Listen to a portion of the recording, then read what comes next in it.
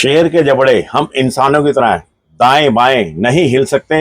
वे केवल ऊपर नीचे ही हिलते हैं और ऊपर नीचे जबड़ों के हिलने की वजह से जो शेर की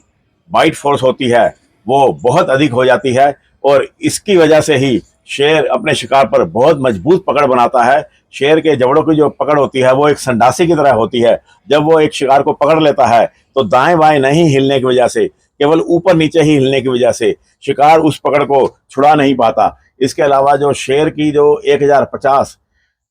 पाउंड पर स्क्वायर इंच की जो फोर्स होती है वो छोटे जो जानवर होते हैं, जो छोटा शिकार होता है, यहाँ तक कि इंसान भी जिसकी हड्डियां और मांस एक आम जानवर से काफी नरम होता है, उसके ऊपर भयानक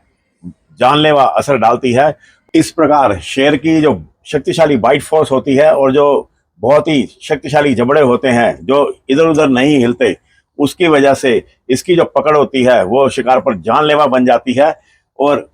मरे हुए शिकार की हड्डियों से मांस छुड़ाने के लिए और हड्डियों को टुकड़े करने के लिए ये जो फोर्स है ये उसके काम आती है। इसके अलावा जो एक शेर होता है उसके अंदर एक नॉर्मल इंसान